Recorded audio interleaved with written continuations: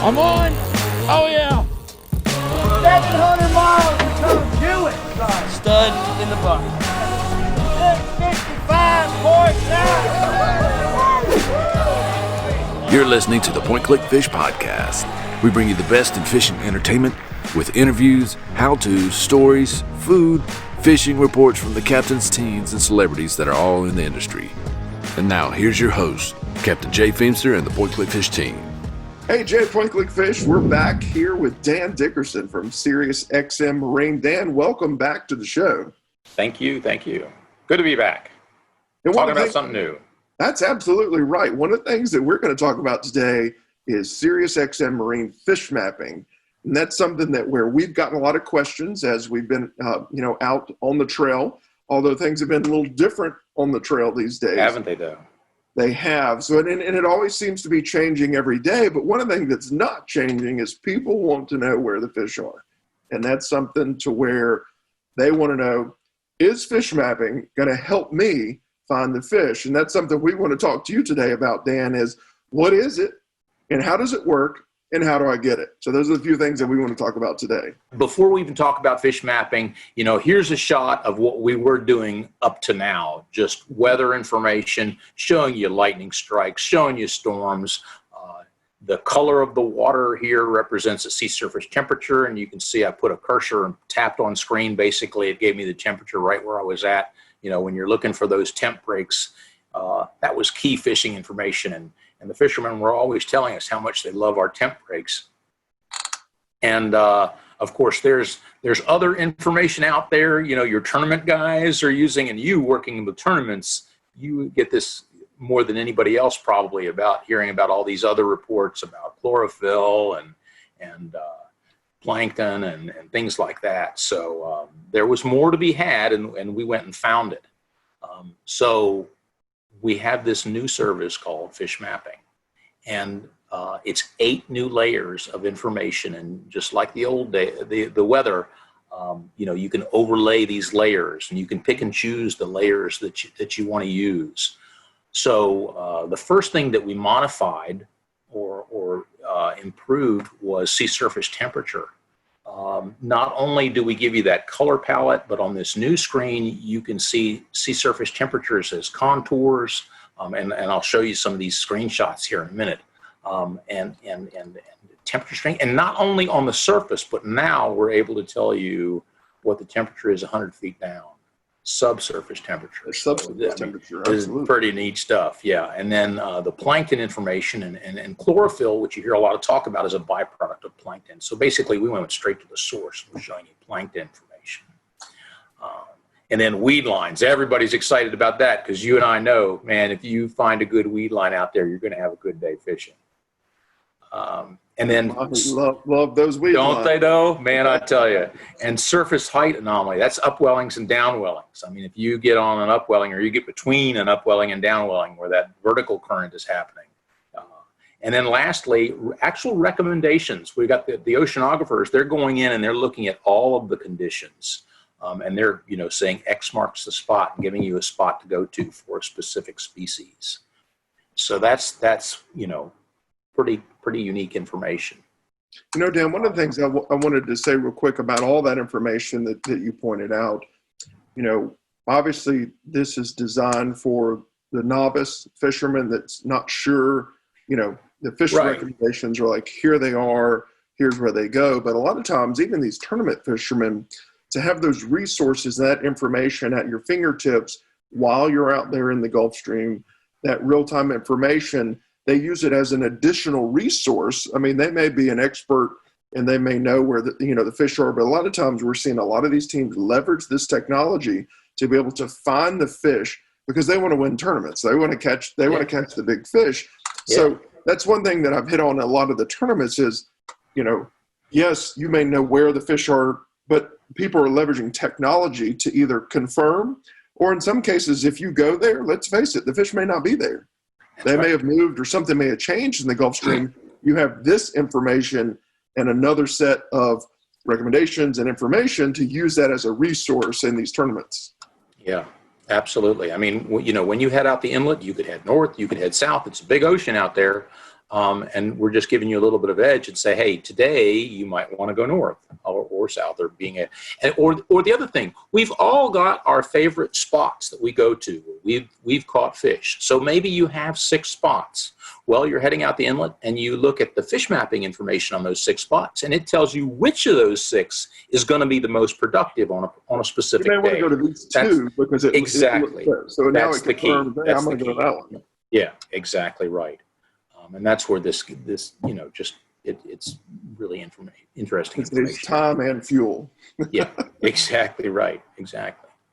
So the first screen we're looking at is the sea surface temperature front strength. So what the oceanographers do is they look at the sea surface temperature information, and then they also kind of marry that up with currents and other factors, and they give us what they call a temperature front.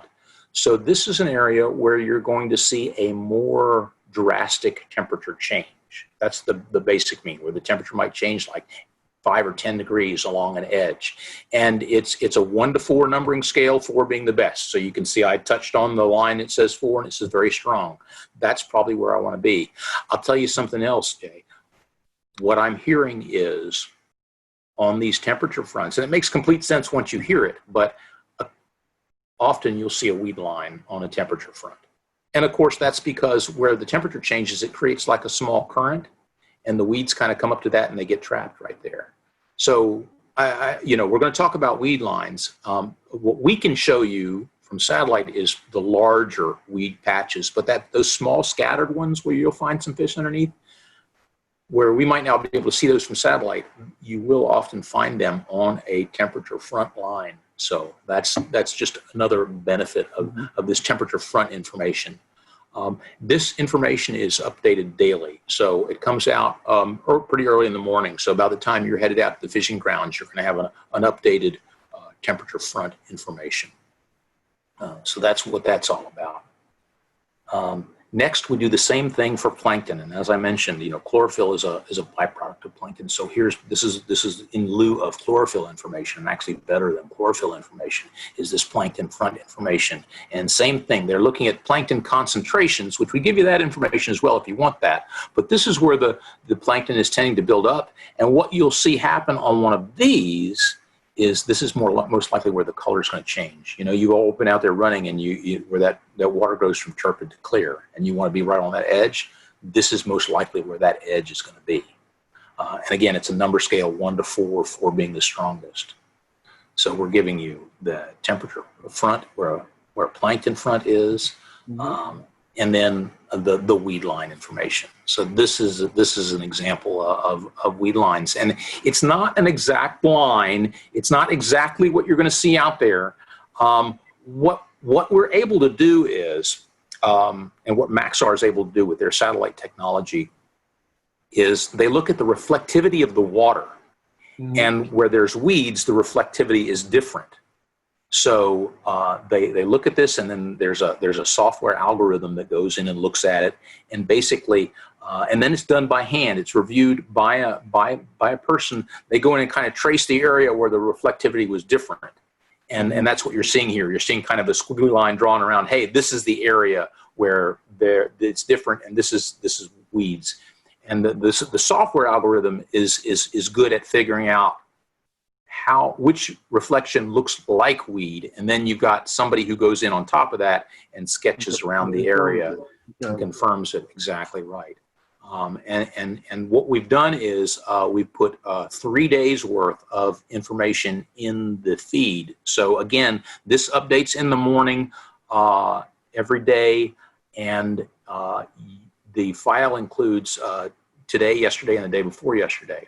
So if the weeds have been moving, and the machine the MFD has a function where you can turn on the loop feature so you can play it. So if the weeds have been moving, or maybe one of the days it was cloudy and we couldn't see the weeds, we couldn't give you an image. So it's not uncommon to turn that loop on, and in day 2 everything goes blank and there's no weeds, and that's probably because there was a cloud in the way. But the beauty of this is that you can see couple of days at a time, so you can at least see where they were and if they were moving.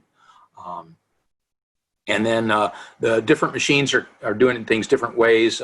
Some of them, there's a way to like tap on the weed line area, and it'll tell you what day you're looking at. In this screenshot we're looking at, if you notice, there is two different shades of color. The darker one down at the bottom is the newer weed line, and then in the upper corner there's a legend that shows you the lighter colors of the older weeds and the darker colors of the newer weeds. So we've given you that information so you can tell what's what. So it's not small stuff.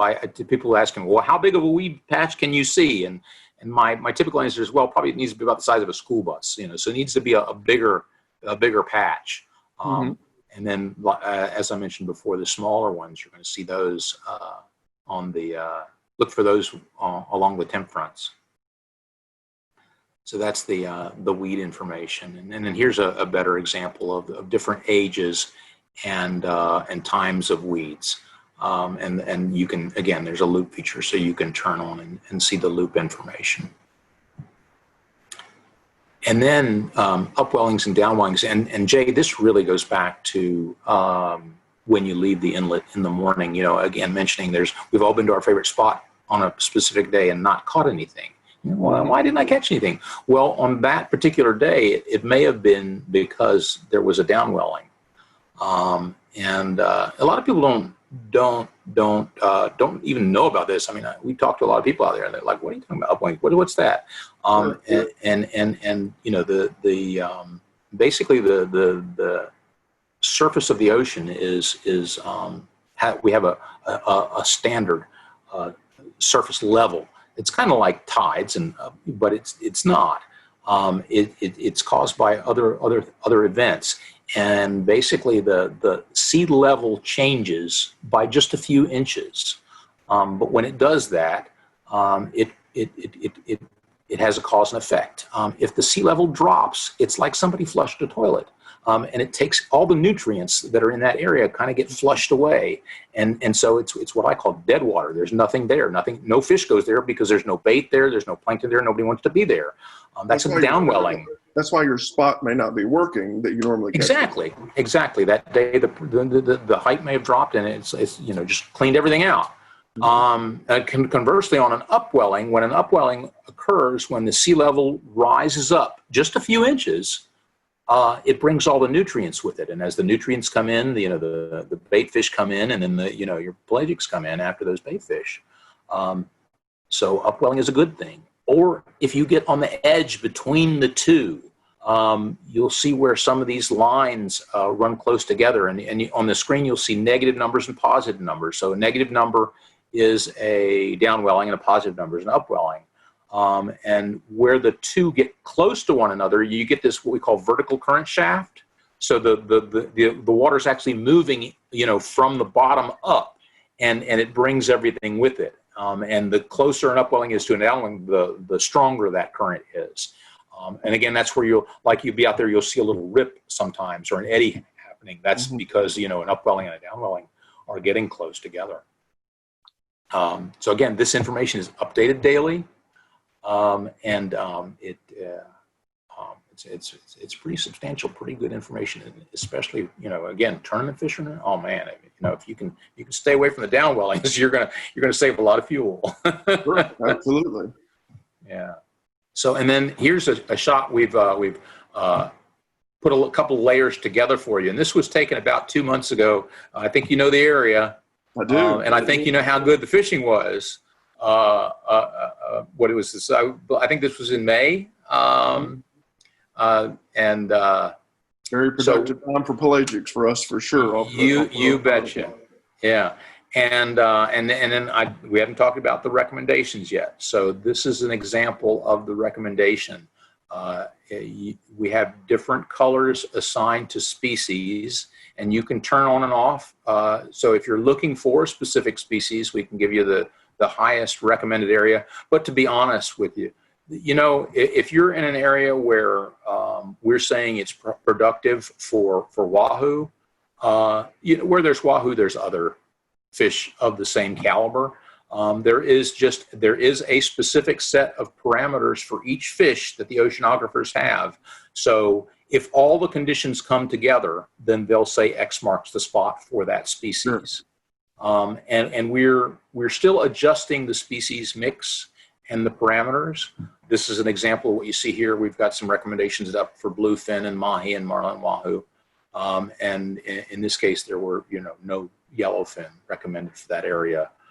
You can see that on the legend on the side that, the yellowfin color would be red, and I've got no red circles. You can also you can see the effectiveness of the plankton fronts and the temperature fronts. The green lines are plankton front information. The red lines are the temperature front information. And you can see right on that edge there where all the recommendations are, we've got a plankton front and a temperature front coming together. And what I like to say is when you have those two, when you have that red and green line coming together, it's like Christmas, because that's where it's going to happen. That's where something's going to be happening more than likely. That's where the magic happens. Yeah, it's where the magic happens. You betcha. It's been really fun to put this project together, and when we found Maxar and started talking to them, we're like, you know what, this is going to work. I had my concerns when we first started it. We first started looking at this data, and at first it was a little rocky. We were seeing recommendations were areas that didn't make sense and things like that. But since we launched in November, and since we've got Maxar more familiar with what we're looking for and how we're looking for it, man, it's really starting to get dialed in, and we're starting to get some really exciting information. Got some pros out there and some ambassadors out there that we put it out to first, and they're coming back and they're really excited. So we in turn are also very excited about this service. So here's the getting into the money side of the business and what you need, how you do it. If you have a compatible Garmin right now, they're the only game in town. You'll need a GXM54. That's the latest version of the Sirius XM receiver from Garmin. It consists of an antenna and a little box that goes behind the dash somewhere. Sells for $800, and there's a $100 rebate. And we're giving the first month free of fish mapping to anybody that subscribes. All you have to do is mention it when you subscribe, and we'll give you that free month to try it out and make sure it's all it's cracked up to be, which we think you will. And then the service itself, after the free month, is $100 a month. And it's key to know that this is not just fish mapping information, but it also includes, for that $100, all of our weather information. So those of you that already had our offshore package and already had our sea surface temperature information, it's $40 more. And it's a superset that includes everything. And again, this is a fixed cost. You're just paying month to month. You can go month to month, or you can buy an annual package, but you're not paying for any specific region or anything like that. 1 month covers it all for all of our coverage area, both east and west coasts. And then for those of you that are seasonal fishermen, you can suspend the service. You don't have to pay for it when you're not using it. And one of the things, Dan, too, is I always like to tell people, especially even with the weather and obviously with fish mapping service, watching things like this to better understand what you're looking at is the key as well. So, I encourage people to, ask us questions, ask you guys questions, get to know the service of what exactly you're looking at, because, when you are looking at, like with the fish recommendations, obviously, with the red and green lines, when they meet, understanding that is a good thing, right? As opposed to just looking at it. So the better that you get to know the service, the more you can maximize it. And that includes the weather side as well. We get people going, what's that? And they go, oh, I didn't know what that was. And, so it's hard to leverage it if you don't know it. So definitely get to know the service, ask those questions. But even at us with the events, we have a live demo of fish mapping service, and they're more than happy to come ask questions, look at the service, see what it looks like. And it's live, so they can actually see what they're looking at. Or if they're fishing the tournament, they may want to go, say, well, I was there today, and that was good. Yeah. And then they can see why. Start putting two and two together. Yeah. Sure. And we certainly are thankful that you have these displays at the events that you're at, so people can see this. You really do need to see it to understand that this is not smoke and mirrors, and to hear a boat come in and say, well, we caught such and such here, and go look at the screen and go, oh, there was a plankton front there. That makes sense. Sure.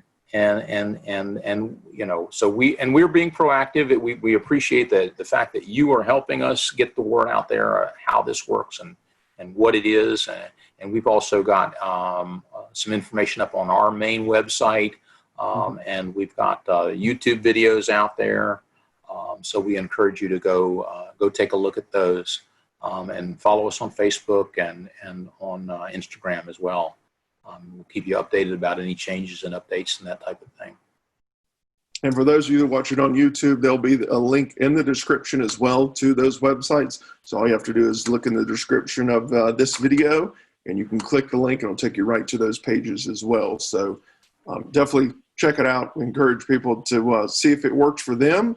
But if you're on the water, whether you're a novice or a pro, and you're looking for that advantage, I would definitely highly encourage people to take a look at it. For sure. Thank you, sir. Well, yes. Dan, we appreciate you. Is there anything else that we should cover, need to cover, or any other secrets? Yeah, we could probably talk all day. But no, I'd say for now, let's go to go check out our YouTube, more information, and reach out to us if you have any questions. And we look forward to seeing you out there on the water.